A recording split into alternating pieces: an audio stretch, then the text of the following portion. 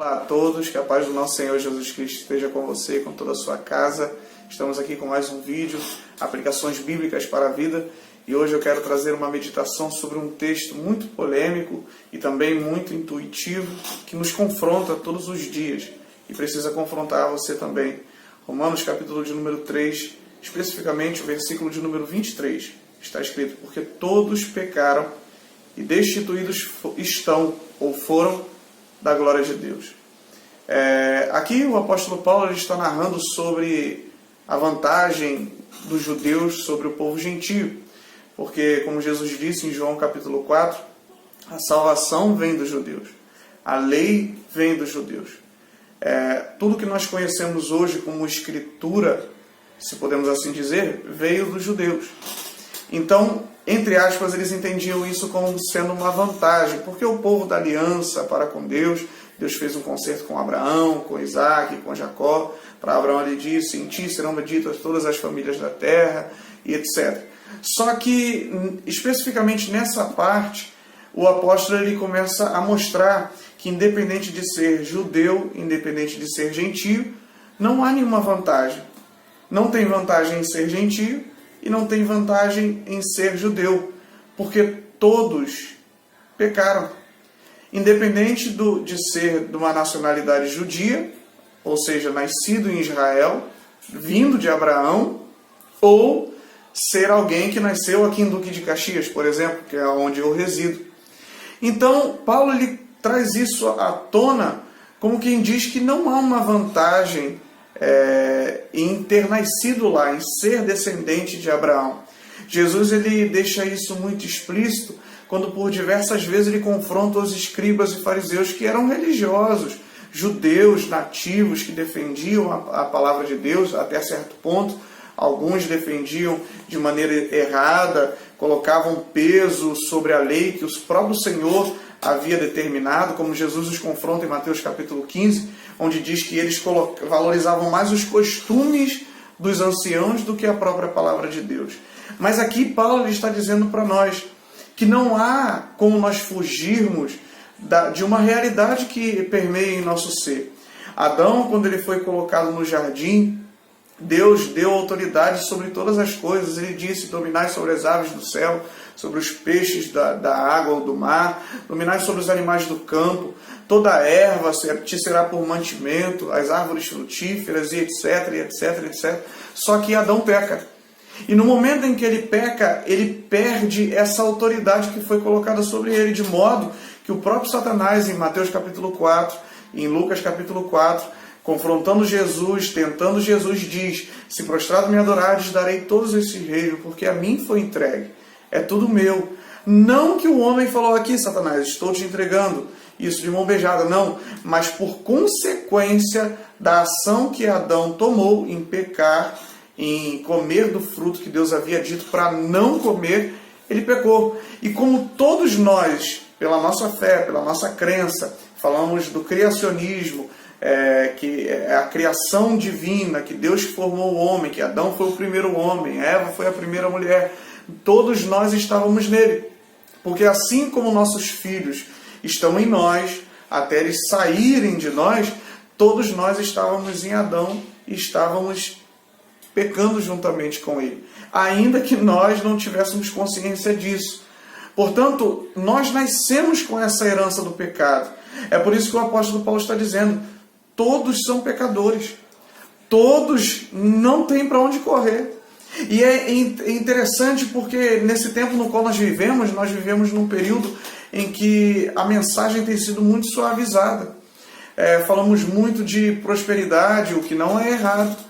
Falamos muito de bênçãos, o que também não é errado. Só que o próprio apóstolo Paulo diz que se nós esperarmos somente nessa vida, somos os mais miseráveis de todos os homens. Então, nós precisamos nos colocarmos no nosso lugar. Quem nós somos? Nós somos pecadores. Qual é a solução para o pecado? Qual é a solução para a minha vida? O que eu preciso fazer? É como uma analogia que eu sempre faço, que é muito coerente com relação a isso.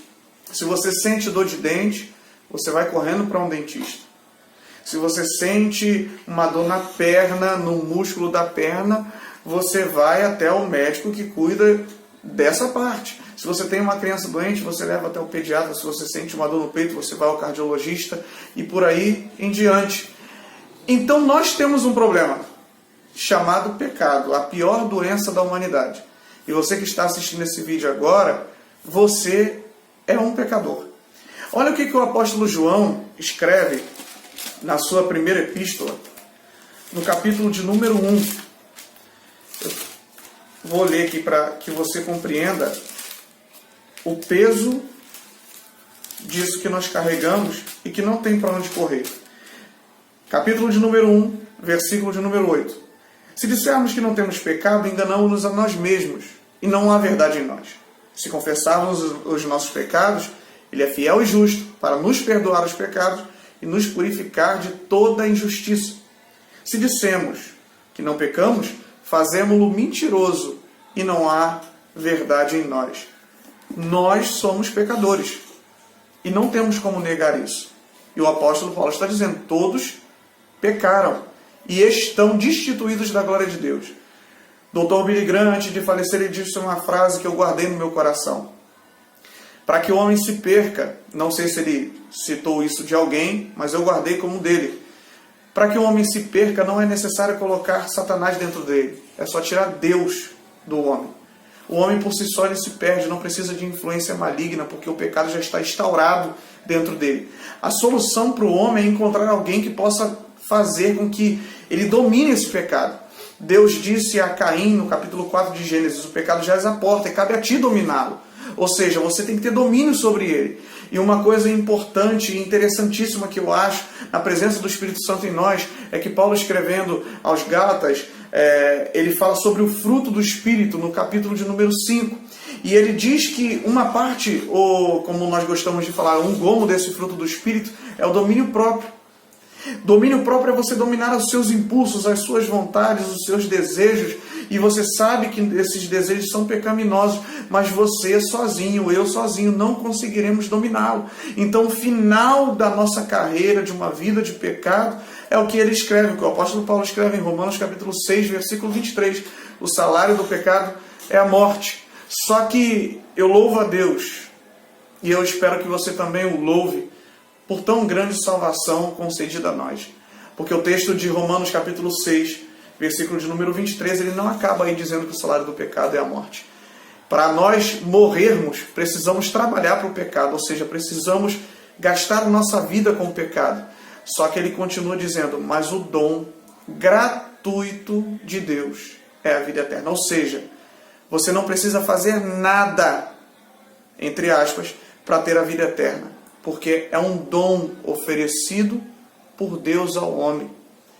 Para o pecado, para você morrer, você tem que trabalhar para ele. Mas para viver, você precisa somente crer em Jesus Cristo. Ele disse em Marcos capítulo 16, versículo 15 e 16. Ide por todo mundo, pregai o evangelho a toda criatura. Quem crer e for batizado será salvo. Então preste atenção nisso, que isso é muito sério. Você e eu não somos bons. Bom é Deus. Nós somos pecadores e o nosso merecimento é o inferno. Mas pela graça e pela misericórdia de Deus, Ele nos concede a vida eterna mediante a fé. O próprio apóstolo Paulo, escrevendo aqui ainda aos Romanos, no capítulo de número 10, ele diz que nós cremos com o coração e com a boca nós confessamos. Se nessa noite você reconhece que você é um pecador, que você carece da misericórdia de Deus, creia no seu coração que assim como uma dor de dente tem solução no dentista, para o seu pecado tem solução em Jesus. Creia nele, confesse ele como Senhor e Salvador da sua vida, e tudo isso, esse peso do pecado, essa condenação que você sabe que tem dentro de você, o Senhor vai tratar em você e vai te conceder a vida eterna e uma vida abundante para todo sempre, junto dele nas regiões celestiais, no céu, junto com o nosso Salvador para todo sempre. Que Deus te abençoe, em nome de Jesus.